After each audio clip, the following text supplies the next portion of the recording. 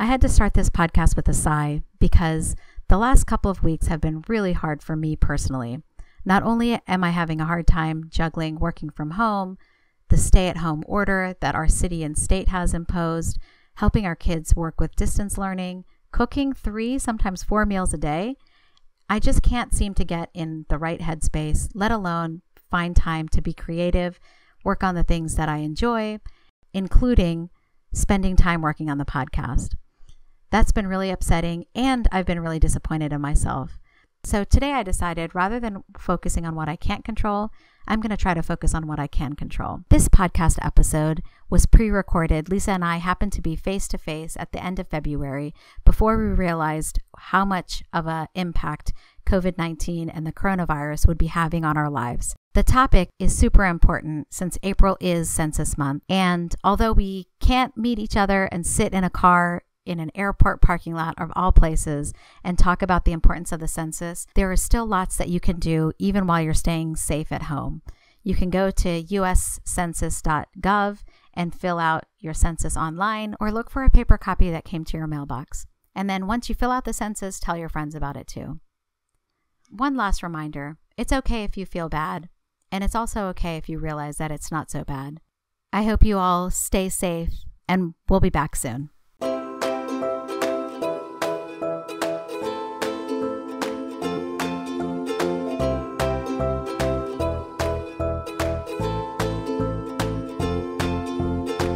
Hello, and welcome to the next episode of It's Your Time to Shine, a podcast about being a mom in a modern world. My name is Jaspreet Kaur, and with me, as always, is Lisa Vora.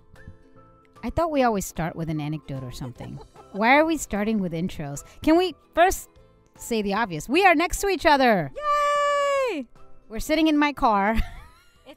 It's me, you, and 2 complete random strange men who are looking at us wondering what the heck we're doing. We're like, does everyone come to the Marriott right by the airport to record a podcast? Because we think that's what they're doing. Because why else would they just be sitting here? I'm just here for the background airplane noise. I feel like it's like authentic. It shows like we're on the go. We're women on the go that still have something to say. And we're going to cram in the time to record our podcast. Yep. The hustle and bustle of the airport. Actually, surprisingly, I haven't heard one plane. That's frightening. Actually, wait, what? It took us a while to figure out where we want to record today because Jaspreet was like, oh, there'll be a lot of planes at the airport. But I'm like, airport's easy because I'm taking you to the airport right after. And then after going back and forth, we decided to stay here and we were just going to like call it out when we hear a plane, except we don't hear any planes. So I have a fun little story about Allie. Sorry you couldn't see her this time. I told her this morning I'm going to see you. And she's like, oh my God, Haragun Didi, Pavni Didi, Amrik Bhai. I was like, sorry, you're not seeing them. They're not here. So the other day, we're at dinner. And you know I'm like this big goofball. No, I never noticed. So I put on 90s music. One of the reasons actually I'm doing that is because Allie and I have so many songs right now, and she wants to stop everything and dance, which is so cute and so awesome, and I shouldn't take it for granted. But sometimes I'm just tired, and I don't want to get up and dance. Yeah. So I put on 90s music so that it doesn't happen because she doesn't know any of the songs yet. That's so funny. So she's listening to like Evanescence, and she's like, what is this? Is all I hear is like, do, do, do, yep. do. And she's not interested at all. So Waterfall came on, you know, TLC. Yes, I love that song. So I start singing along. And Samir and Allie are just sitting there eating. And I'm like, you guys are completely immune to like mommy, funny, goofiness. Like, you're not even reacting to me singing. And Samir's like, you do it all the time. Like, we're used to it. And then I'm like, okay, you know what, guys? And Allie also is kind of like, yeah, mommy always singing and dancing. It's normal. I was like, you know what, guys? I'm going to be boring. I'm going to stop singing and dancing. And I'm just going to sit here. And I'm just going to be boring mommy. And Samir's like, oh, boy. And I was like, I'm boring mommy. I have so much I could say. I could sing the song, but I'm not because I am boring. And then I'm being a little funny, and Samir's like, that's not boring. And then Allie panicked. No, mommy, you can't be boring. Please sing again. You have to be fun, mommy. And she started crying. Oh my gosh, that's so cute and also mean. Why are you doing this to your sensitive kid? Because I wanted validation. That's so terrible. Oh, that's really cute. And immediately I was like, oh my God, baby, I'm kidding. Of course I'll always be goofy, Mom. And I was like, don't go chasing water careful. But did you get up and start doing the Running Man? That's what I want to know. You know, I've actually never done that. I need to do that with Allie. But you know what the problem? My calf. I can't do it. I would say that if history is any predictor of success, you only do that when you have like a sprained ankle or a torn calf muscle or something else. That's true. That's when I get like really good at it. Yeah. You know what? I'm going to report back next time. I'm going to do the Running Man and I'm going to see how Allie reacts to it. Now she loves it though. She does not take it for granted because she is convinced that like if she doesn't react to me now that I'll stop doing it. It's horrible. And also exactly what you had planned. I know, right? I take just because of my insecurity, I like make her more insecure. It's horrible. So that's really cute because I used to become robot mom. And I would start talking like this. That's so funny. Pretend to be a robot. And I would do it and only like I would consistently do it for like 4 or 5 minutes. And then Amrik would get really freaked out and be like, no, talk normal. Oh, how old was he? He was like, he even does it now. But like when he was like 6 or 7, it really bothered him because he was like, what if you really are a robot one day and I don't know because you've been practicing for so long. Oh my God, now I'm starting to understand Allie's reaction a little bit more. Yeah, I think it's pretty funny and cute. Yeah. No, but they actually really think that this could become like something permanent because they're not like logically, right? Yeah. Like, I don't know, logically thinking this through. Like, there's no way I could ever not be funny or that you are an actual robot. Yeah. But I told them, don't worry, you can always ask me questions that only I would know. And then the robot would not know that. And that worked for many years until recently. But was like, but what if we back up your brain to the cloud and then they download it or something? Oh, that's such a cute story. I am looking forward to hanging out with the kids in the next couple of weeks because we are trying to do a bunch of advocacy events and go to some events for families that include children because we are trying to get the message out about voting and filling out the census. That's awesome. 2 really exciting and important things that we've seen a lot of evidence that children whose parents either vote, complete the census, or are part of other civic engagement are more likely to do it when they grow up.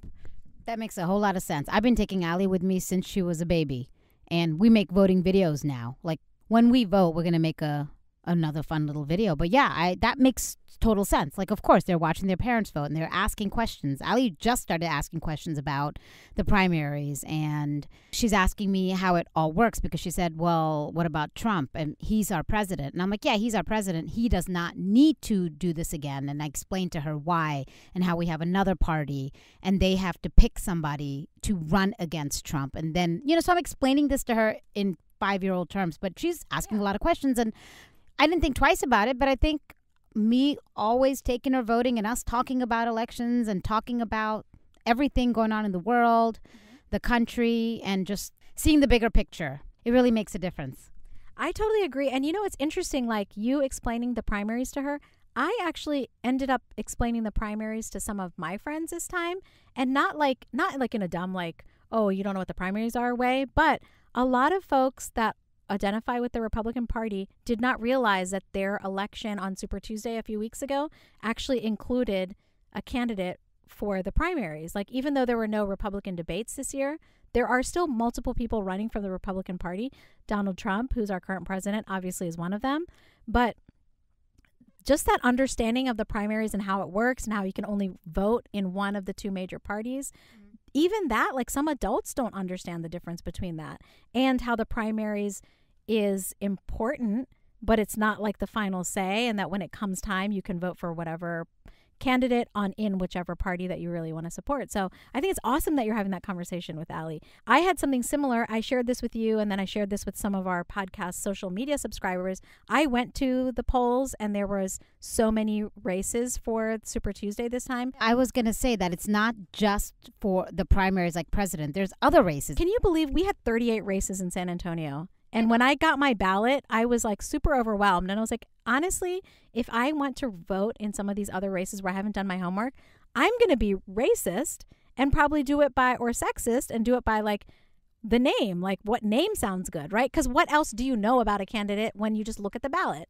And so I ended up saying like, nope, not going to do that. I'm going to go home and did my homework. I asked people for advice. I looked at their statements on the League for Women Voters, and I ended up going back, not voting in all of the races. I voted in about 28 of the 38 races. And the 10 or so that I didn't have enough information about, I was like, you know what? I don't have enough time. And who cares who the precinct chair is? Like, who cares who the railroad commissioner is? And for the ones that I really cared about, I did my homework and I voted. So that was a huge accomplishment for me. And I shared the story with others, and people were like, oh, dude, if you were confused, I don't feel so bad. I'm like, no one should feel bad. We should all be willing to share information. So you bring up a philosophical question that I asked Samir last November when I voted for our local elections. I sat there and I thought I had looked at like some of the bigger things like Fairfax School Board and things like that, but because we had moved, I got the wrong district because of our local Virginia, because I know where we stand nationally, but locally for local Virginia Senate, we're a different district now. And I was like, oh no. And it's so funny because I was actually very arrogant when I walked in. They're like, here, you want the Democratic sheet? I'm like, no, I know. I walked in and I'm like, oh my God, I don't know. Now, I didn't have early voting. It was that day. Yeah. And I voted. Then Samir wasn't voting until later, so I did some research at that point for him because I'm like, okay, let's study this a little bit. By the way, this is the district, blah, blah, blah. But I was like, so it brings up a philosophical question that I asked a few people. Is it better to not vote or is it better to vote blindly? Because what's in the end, because you bring up such a great point, and I don't know, I'm surprised I didn't ask you this question because I was asking around, is that your biases. You look at the name. Like for us, there was an Indian named Rachna, and I actually wanted her. But my point is, if I didn't do the research, I probably still would have voted because the name is a familiar name to me. Right. And I did vote blindly, and I talked to a few friends about it, and I was like, I don't know, to be honest. And I won't allow that to happen again. I'll make sure I do my research. But that particular day, I voted blindly, and I can't say for certain what's better, not voting or voting blindly. That's such a great question. Okay, so I chose to do a little bit of both. I did some research and voted for the things that I was vested in. School board, by the way, for our kids that go to school, super important position. Always do your homework. Yes. There are a lot of crazy people out there. 100%, yes. And so what I did, though, was the races that I skipped were for positions that I did not think were important because I am trying to work on unconscious bias, which I know happens all the time, especially to women like us, women of color. And so I'm trying to be really purposeful about that in 2020. And I recognize exactly what you're saying. We would either go by like the perceived gender of the person's name and or what their ethnicity might be. And I don't want to vote based on that. Although I do believe that if I were in a bind and I had to vote and I didn't know who to vote for, another woman is more likely to share some of my views and my life struggles. That was my logic. Exactly. So I think that's okay. I will say, though, going to the polling place and voting, but not participating in every single race was such a liberating feeling because when they talk about voter engagement and how many voters turn out, I'm still being counted in that because I voted in something, right? But I didn't feel like I was wasting my vote by just giving a random or wrong person my vote. Right. And so like going down to the races, and I think it's okay to say like you don't have to vote just one way or the other way. And for those of you who have not had your primaries yet, I think for me and you, Texas and Virginia, we participated in Super Tuesday, so we already had ours. Some people think, oh, I'll just vote along the party line. It doesn't work that way at the primaries. There's like 7-8 people running for the same thing. You can't just say Democrat or Republican because you have to pick. And so I personally think, I think it's a great question that you're raising. I personally think that if you are going to vote, you should at least show up and vote for something because then you get counted as a person who voted, but really vote about the things that you're passionate about so that you're not just throwing a race in one direction or the other. Because you know what would suck if like 5 of us just went and voted for whoever and then the person won by 5 votes, which I guess there are. That's like a Seinfeld episode. Totally is. And I think like there's controls in place so that runoff, you know, you have to win by a certain percentage. Right. So 1 or 2 votes will never sway it. But if you have enough people who are like, hey, I'm going to go vote, but I don't know who to vote for, and just go there and vote blindly, something really strange could happen. No, but that's a good way. That's like a good middle ground right there. You're counted as a voter and you do the things that you care about. So, you know, so hopefully that'll never happen again because we're not moving, and I know my district. And I honestly, and I was really vocal about this, I'm going to continue to share this up until November's election. It's okay to ask people that you trust who to vote for.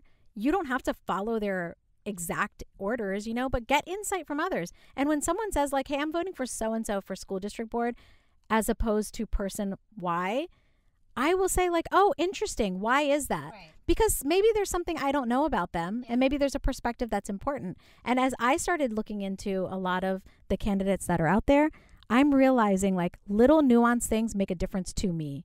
Like whether someone prioritizes religion being allowed in school or not. I used to think, oh, that doesn't really matter. But if it's going to become an oppression of a certain thing or pushing a certain belief, then I'm like, hey, I want to know, where do they stand on it? Are they trying to bring prayer into the classroom because they want people who look like me and have a desire to have the right to wear that? Or is it because they want to like take evolution out of the classroom? Digging a little deeper is important. Yeah, it's not just the what, it's also the why. That's important as well. And like you said, rather than saying to someone, oh, you're voting for them, okay, why? It's good because it's part of research to ask questions. It doesn't mean you're dumb. It means you're trying to understand and actually be an educated voter as opposed to blindly voting. Yeah, absolutely. Or thinking that I'm beholden to some party recommendation.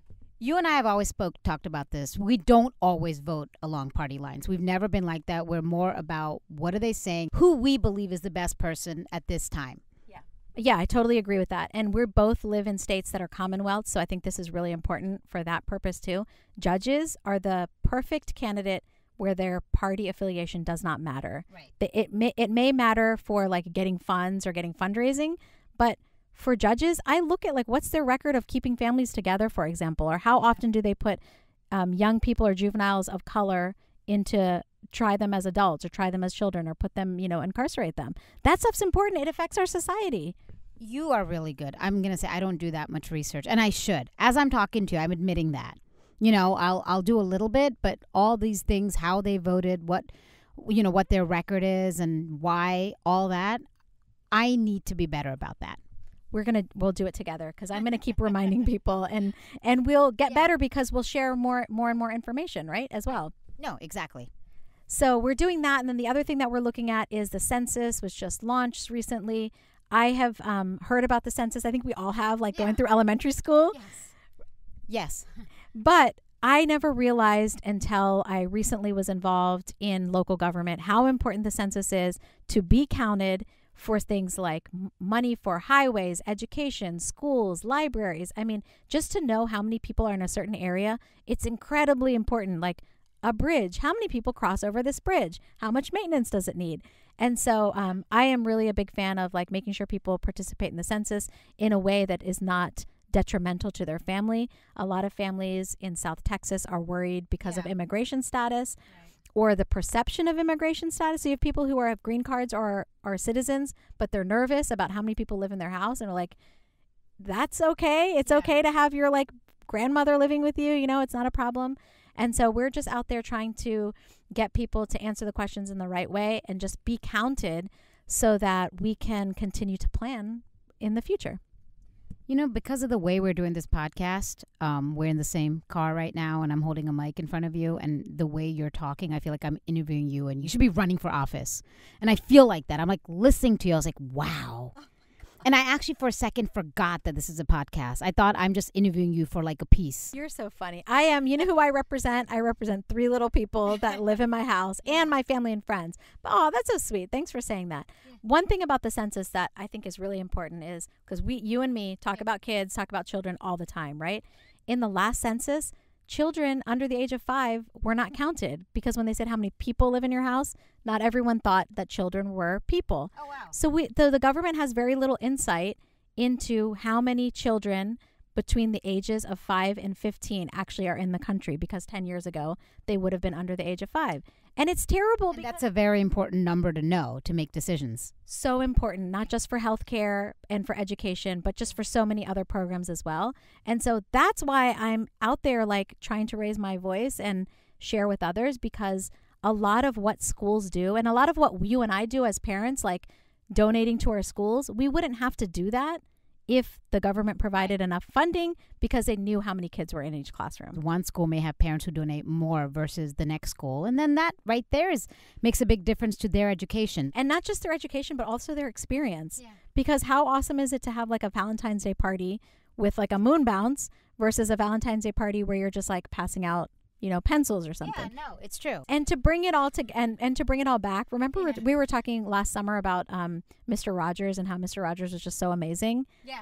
I think about that. PBS funding. Yeah. It's for children. If we don't know how many children we have, they're not going to get the right level of funding. And we saw with Mr. Rogers over his 30-year career, he made a huge impact on how people feel and how they view themselves. And I mean, there's just so many reasons. Yeah. I think that guy next to us is like looking at us like, what are they doing? Remember, people, we're sitting in a car. So what specifically do you do with your kids, Jess?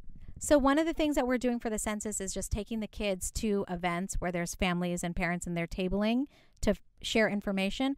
But I'm a huge advocate for the library, and we go to the library a lot. The library is one of the designated areas that is working with the census because they have computers and the internet. So if families don't have access to that, they can come to the library and fill out their census form. So we're just there like saying, hey, did you know that you can fill out the census? And then letting them know like normal people like us fill it out and we're not scared, I think goes a long way. And then also reminding them that they can include their kids. And I have to be honest, like it's so much easier to approach someone or for people to come up to you and ask questions if you have a kid with you. Because they just think like, oh, this is a mom and she's friendly. Yeah. And so it's cool. And then the kids get practice talking to strangers, not in a creepy way, but in a like, hey, I can help you. Let's answer your questions. Here's a form you can fill out, that kind of thing way. And I think it gets them closer to one day being advocates as well because they've done it before. Yeah. Hence your kids are very like involved and they already want to do all this stuff like from the podcast from a few weeks ago. Remember? They're like, I want to be an advocate. I want to do this. I'm like, wow. So when you bring Allie over, we'll have her work one of the tables with us. And then she'll say that when she's 11 and we interview her for the podcast. This is actually what my master plan is. I'm not going to do any of this. I'm just going to say, follow your brothers and Jaspreet's kids. Yeah. And do what they do. And I'm just going to continue doing what I do, which is sing to waterfalls. Hey, you gotta do what works. You're so funny. That's awesome. Okay, so we need everyone to register to vote. It's not too late. Yes. If you miss the primaries, no bigs. There's so many more elections coming. We have like 3 more election cycles in San Antonio. That is another thing. People always think it's just November or primaries. Elections are happening throughout the year. So just look it up wherever you are, your district, your state, your country. So... And one other thing I wanted to share with you, I walked by, so I was in town for a couple days for some meetings, and on my way home, I walked by the White House yesterday and I took a selfie because sometimes we forget in these other states that the White House is real, democracy is real, and who lives there can change based on each one of us. Like every vote counts, just like every dollar counts. And so I took a picture. I should post it to our site. Yeah, you should. And it was every president counts. And every president counts. And the thing is that I'm going to show the kids and be like, hey, reminder, last time we went to the White House, there was a different president here, and now there's a different one. And we can change that. It's always going to keep changing. Yeah, that's a good way to show change that we aren't in a dictatorship. Yeah, that's a good way to it's a good way to say this is not a dictatorship because there's a new president at most 8 years. Yeah, or monarchy. I feel like I should say that. Yeah, too. Monarchy or dictatorship. You're right. For any of our British listeners that might be out there listening. Okay, so this is so much fun. Tell us what you think. Are you taking your children to vote with you? If you are, how does it work? What are your kids asking you? And if you're not, why not? We want to know why. So send us your pictures. We love getting, during Super Tuesday, we loved getting all the pictures with the I Vote stickers on. Please keep them coming. And as always, thanks for listening. And we are off to the airport. Awesome.